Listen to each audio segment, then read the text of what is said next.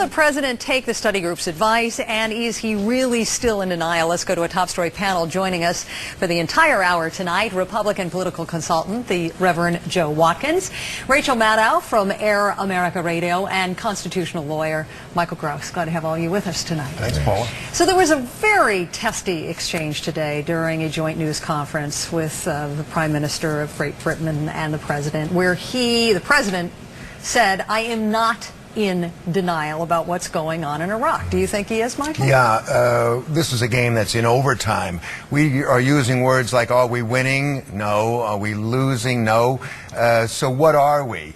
We're in a fight that we don't have an exit strategy for. The president just needs a way to get out without looking as if he's got his tail between his legs. I don't care that much about it, but I do disagree strongly with what was just said by Dana. The Congress makes war policy under our Constitution. That's the Article 1 requirement of Congress.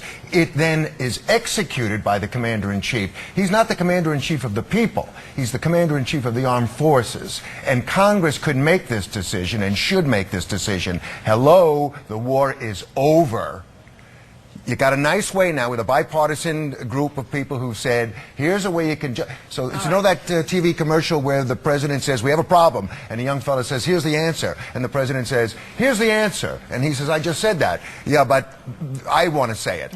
He needs to be the one. So Michael says the war is over. There are a lot of folks highly critical of this report today that said that this group basically surrendered. Is that the way you see it? Is this war over? And is this, well, this is just is this report all about capitulating? It's one report, and there are others the president's going to consider. There's a Pentagon report the president's going to look at very closely too, and they ought to look at that because these are people who are professionals when it comes to the issues of national security, and they're not Democrats or Republicans. They're career civil servants who understand all the issues that affect us and our national security. So he's going to wait to hear that. But you still answer the question. Do you think this war is over, and now is it a case of coming up with the best exit strategy possible? No, it's not over. It's not over. We can't afford to lose there, and we have interests that are vital to America in that part of the world. We can't think for 1 second, Paula, that if we left there, that everything would just be all right, that whatever those people on that side of the pond choose to do is fine as long as America can exit and just be left to its own devices. That's not going to work. We've got to be concerned about what's happening in the Middle East,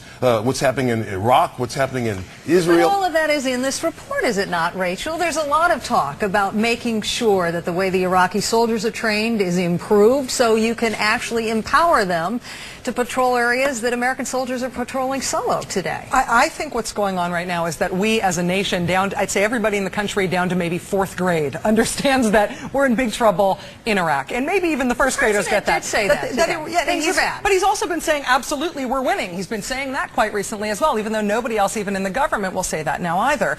We know that we're in trouble. We know that Iraq is a big problem. We know that we have to get out with the least additional harm to our national interests and to our soldiers. The problem is that we need leadership, and we've decided that the best place to get it from is a panel of retirees turning in a $10 paperback. We need leadership from the White House. We don't need the Pentagon to tell us. They're to carry out the orders. We need statesmen. Well, we need diplomats. The leader, I'm afraid, is an army man. He's never served, but he's treating this as if it's a military problem, and it isn't. He's a ball player, and it's not that kind of a game. He doesn't even talk to the enemy to find out what their grievances are. One of the most important parts of this report.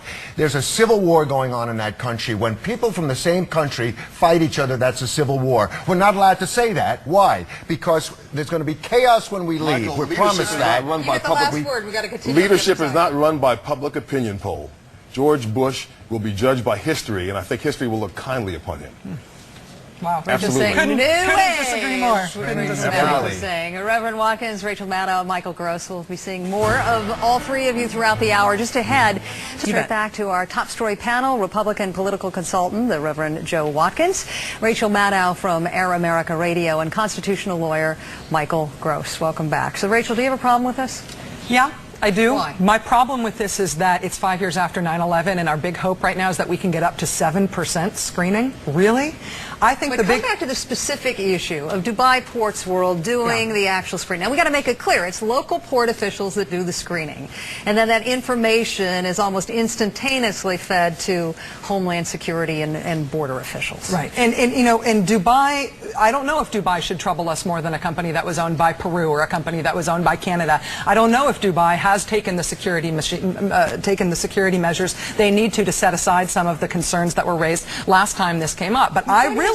But also, why are we outsourcing this? I mean, the reason why so many members of Congress are quiet on this is because they're a little bit embarrassed. I mean, they rushed to judgment initially when the initial discussion of the sale some months ago was discussed, only to find out now that Dubai Ports World has a great track record. They do a great job around the country and around the world, and so there's no threat or fear with regards to having Dubai Ports World partner with Homeland Security to get this done. Do you have confidence in them as partners in the screening of cargo and particularly screening for radioactive materials? Paula, I'm afraid that they're good. My position, Why is that? yeah, because ultimately, if we're all totally screened, cameras are everywhere, detection equipment is everywhere, there'll be no crime, and we'll have no quality of life at all. The direction that we should be going in is not instilling fear and this paranoia that we've been suffering. We're in a post-traumatic stress syndrome What are you from suggesting, 9/11. though? I'm suggesting 2% of the cargo instead of 7%? Is that what you're saying? Yeah, drop it. Get to learning who these people are, finding out what their grievances are, finding out why they are angry, and dealing with it, exchanging culturally, exchanging intellectually, exchanging languages, and stop isolating us, building walls, keeping out everybody. That's all. We just want to make sure that Sorry, but there's no life in that kind of safety. safety. You may as well live in a padded cell. Fellas? Be courageous, have a little bravery, and trust, and you'll have a better quality of life. We have to understand That's the ultimate goal we here, have to understand, not safety. We have to understand why we're at risk. We also have to harden ourselves as a target. We do. We have to do that because the people who are coming after us in a lot of cases are utterly irrational. We have to understand that. Absolutely. That said, it is an absolute national disgrace that 5 years after 9/11, we're aiming high for 7% screening. Well, that is that's the absolute beginning. That's the disgrace. beginning. It's going to get better. I mean, he's looking for 100% eventually, but this is a good start. Yeah. There's no doubt about it. Ideally, who is it that you want screening this cargo for radioactivity? The U.S. government. I want U.S. federal employees doing Like, it. We don't need to contract like this the stuff people out. who are fighting the war on drugs. They're people doing who are such a great job. They're watching everywhere. They're screening everywhere. And more people are using drugs, and more people are killed in drug wars because we never figure out what it is about the quality of life that drives people to use drugs. How about trying what's wrong with when you get 6 imams praying in a plane? We want to pull the plane down. In fact, we want to throw them off the plane instead of understanding not everybody is the same. Reverend, you get the what last I word. want is I want to be safe, and I want people who are our allies helping us inspect that cargo. That's what I want more than anything else. No problem. I have no problem. U.S. people working side by side. As long as they're fighting with us in the war idea. against terror, I have no problem. Well, some people aren't too convinced of that, and that's what we had to debate the last go-around with Congress. Thank you. Reverend Joe Watkins, Rachel Maddow, Michael Gross. We'll get back to all of you. I can't wait to hear what our top story panel thinks of this one. Once again,